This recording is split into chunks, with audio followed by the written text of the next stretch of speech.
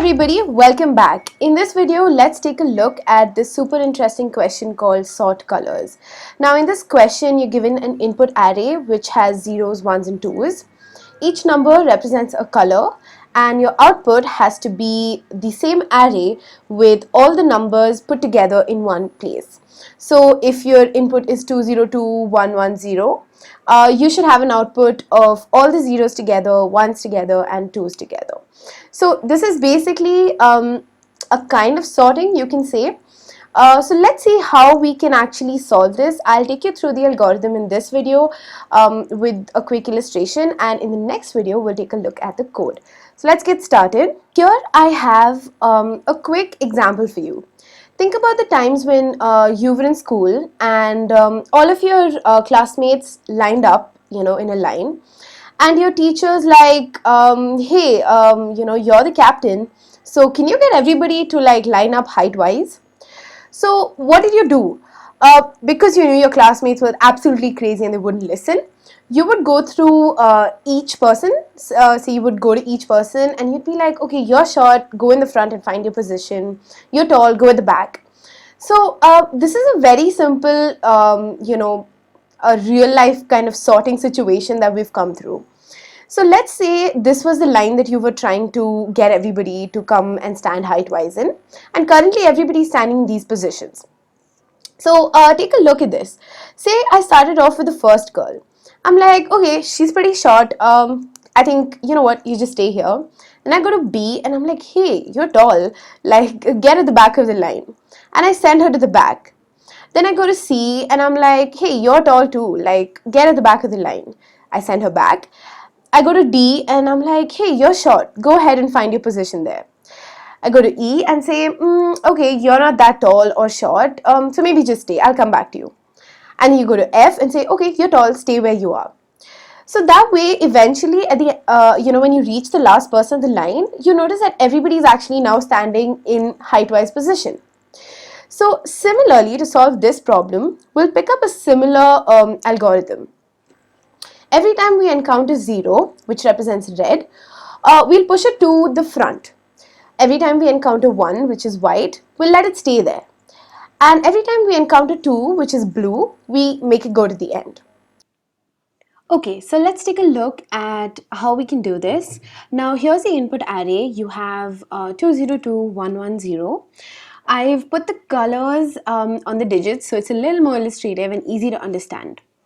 So as you remember from the algorithm, we have to put all the 2's to the end, all the 1's have to remain where they are, all the 0's have to be pushed to the beginning. So to accomplish this, let's start off with 3 pointers, right? So let's say you have a red pointer, which represents where all the red digits should come. You have the blue pointer, which represents where the blue digits have to go, and you have a yellow pointer that just looks at the digits one by one and puts them in their place, right? So remember remember the purpose of having these 3 pointers, and it should be super easy for you to understand the algorithm. Okay, so let's get started. Now your yellow pointer is pointing to 2. 2 is a blue colored element, so it's like, okay, I need to go to the blue pointer and I need to swap with that element, right? So it goes to the blue pointer and it swaps. So now you have 0 in the beginning and you have 2 at the end. So how do we update the pointers now?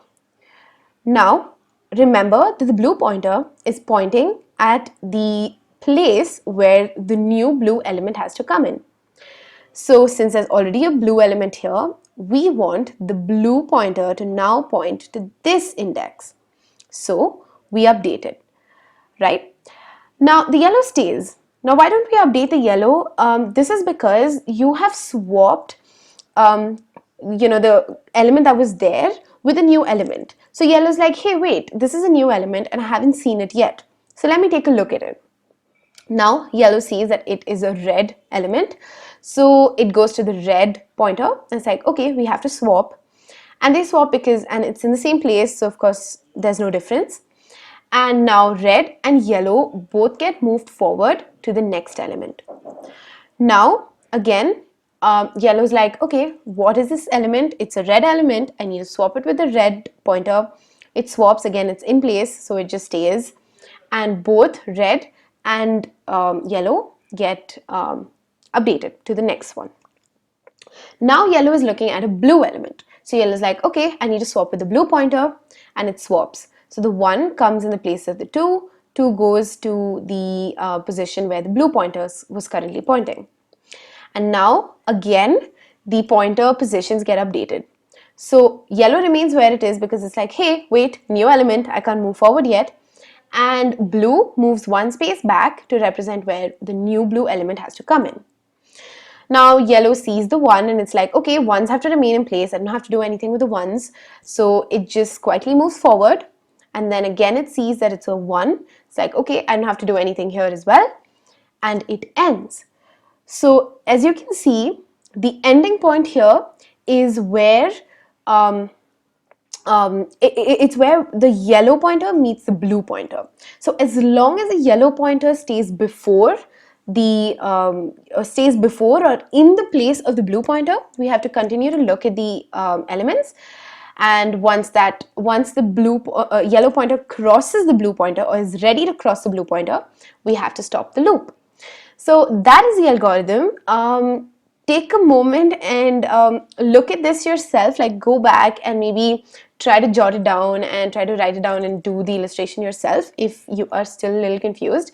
And if you're not, and if you think you have this algorithm on your fingertips, then try to write the code for it. Now let's get coding for the sort colors problem in LeetCode. So we were doing this using the 3-pointer approach, right? So we were using these 3 pointers to kind of get to the end of our sorting, and finally we had the sorted array. So when you go back, in our first approach, like like when we started off, we had a temporary pointer or a yellow color pointer that we said at the first element. We have a red which starts from the beginning. We have a blue which basically represents the end of the array. So let's go ahead and put this in code. Now let's take a look at this.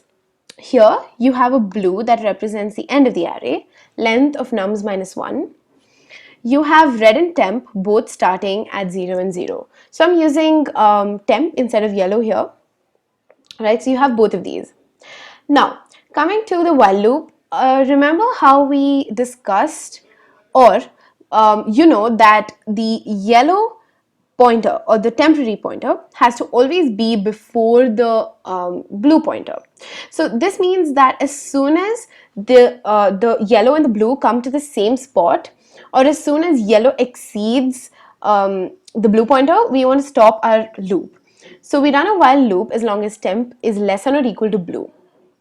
Now if the current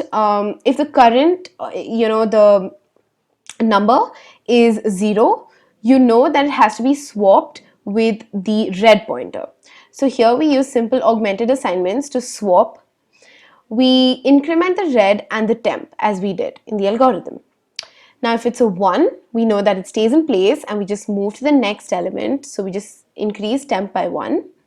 Otherwise, that means if it is 2, then we need to swap it with the blue pointer. And then we reduce the blue pointer's position by 1. So that's all. It's like really simple to understand. If you found this difficult, I would suggest to go back and watch the illustration video again, which makes it super easy to understand this code. So I'll submit and it should be accepted. So there you go. This is the sort colors problem. Thanks so much for watching. Consider subscribing because I'm planning to put out daily content on coding. So let's get better at coding together. Thanks for watching. Bye.